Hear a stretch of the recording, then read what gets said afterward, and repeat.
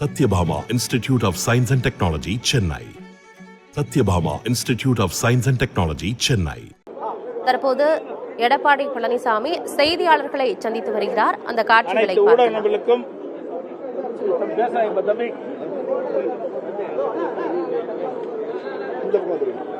அனைத்து ஊடக நபர்களுக்கும் பத்திரிகை நபர்களுக்கும் வணக்கம்.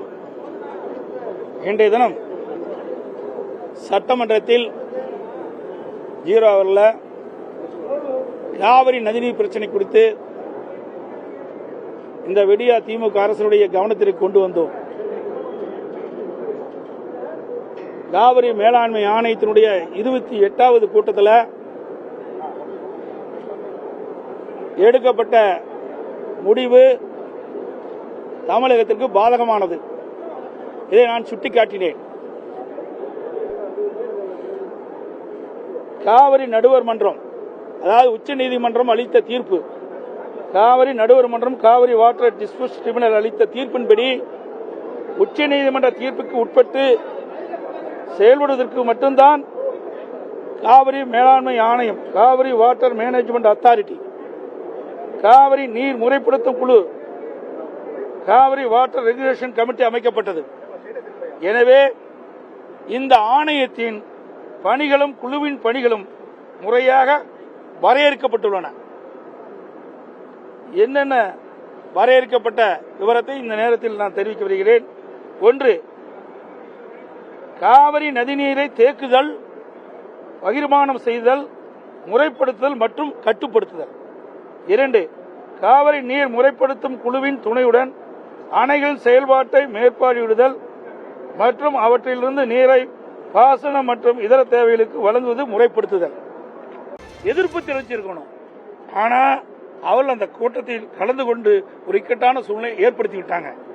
இப்போது ஆணையம் அந்த அதிகார வரம்புக்கு சம்பந்தமில்லாத மேகதாது கட்டுவது குறித்து கருத்தை மத்திய நீர்வள கமிஷனுக்கு, சென்ட்ரல் வாட்டர் கமிஷனுக்கு பரிந்துரை செய்துள்ளது.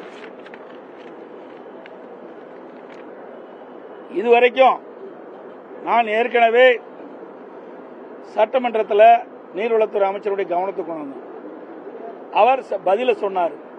ஆனா 28வது காவிரி மேலாண்மை ஆணையத்தில் 28வது கூட்டத்தில் காவிரி மேலாண்மை ஆணையத்தில் என்ன நடந்தது என்ற செய்தியை இதுவரைக்கும் சொல்லல. இன்னைக்கு தான் அப்படியே மேலோட்டமா தான் சொல்லியிருக்கார். ஆகவே இது அன்றைய தினம் எடுக்கப்பட்ட முடிவின்படி காவிரி மேலாண்மை ஆணையம் மத்திய நீர்வள கமிஷனுக்கு அனுப்பியிருக்கிறாங்க. அந்த மத்திய நீர்வள கமிஷன் ஏதாவது முடிவு எடுத்து விட்டா அங்கே அணை கட்டுகின்ற ஒரு சூழ்நிலை ஏற்பட்டு விடும் என்ற அச்சத்தின் அடிப்படையில் நாங்க இந்த தினம் 0 ஹவர்ல இதை எழுப்பணும். ஏன்னா கர்நாடக அரசு அண்மையில் நடந்த சட்டமன்ற பேரவையில் அதனுடைய முதலமைச்சர் மேகதாது அணை கட்டுவதற்கு நிதி ஒதுக்கீடு செய்ததாக தெரிவிச்சிருக்கிறார். அங்க நிதி ஒதுக்கீடு செஞ்சிருக்கிறாரு. இங்க காவிரி மேலாண்மை ஆணையத்தில் அங்க ஒரு முடிவு எடுக்கப்பட்டு சென்ட்ரல் வாட்டர் கமிஷனுக்கு அந்த முடிவை தெரிவிச்சிருக்கிறாங்க. இப்படிப்பட்ட நிலைமையில இந்த அரசாங்கம் உடனடி நடவடிக்கையில் இறங்கி இருக்கணும். காவிரி மேலாண்மை ஆணையத்துக்கு எந்த அதிகாரம் கிடையாது.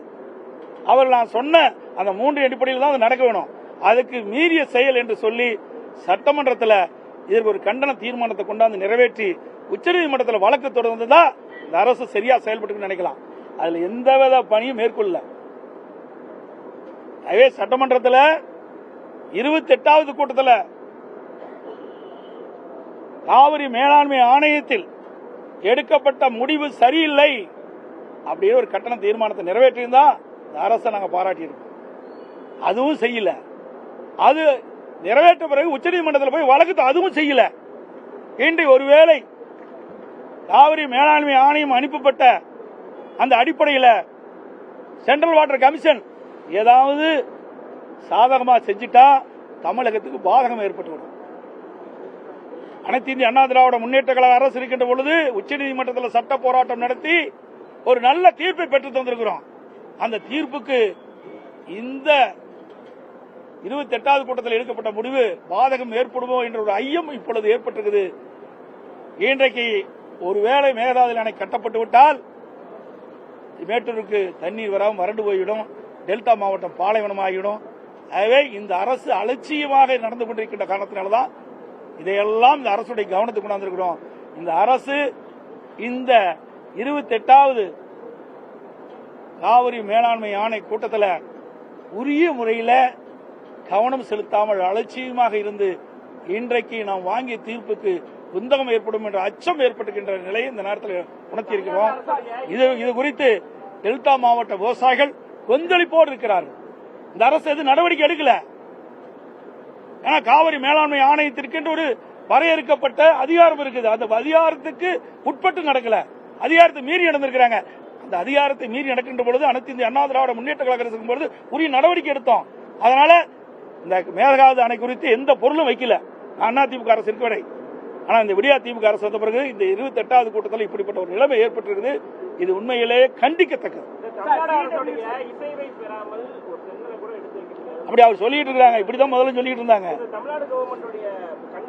அதாவது இதெல்லாம் நீதிமன்றத்துக்கு போயிட்டா நீதிமன்றத்தில் எப்படி தீர்ப்புன்னு சொல்ல முடியாது. ஏன்னா அங்க 28வது காவிரி மேலாண்மை ஆணையத்தில் நடைபெற்ற கூட்டத்தில் இவர் சொல்றாரு, இங்க நிறைய விளக்கம் சொல்லியிருக்காரு. இதெல்லாம் ஏன் இது வரைக்கும் சொல்லல, ஏன் வெளிப்படுத்தல? அதிகாரமே இல்லை. அப்படி அதிகாரம் இல்லாத அந்த காவிரி மேலாண்மை ஆணையத்துக்கு என்னென்ன அதிகாரம் என்று வரையறுக்கப்பட்டு சொல்லப்பட்டு விட்டது. அந்த அதிகாரத்துக்கு மீறி இந்த மேகதாது அணை பொருள் குறித்து வந்தபோது உடனடியாக இந்த அரசு வேகமாக துரிதமாக செயல்பட்டு கொண்டு வேண்டாமா? செயல்படவே இல்லையே. உடனடியாக என்ன பண்ணிருக்கணும், சட்டமன்றம் நடந்துகிட்டு இருக்குது. ஆகவே உச்சநீதிமன்றம் அளித்த தீர்ப்புக்கு எதிராக காவிரி மேலாண்மை ஆணையத்தினுடைய நடவடிக்கை சரியில்லை, இந்த அதிகாரத்தை மீறிய செயல். Sathyabama institute of science and technology, Chennai. Sathyabama institute of science and technology, Chennai.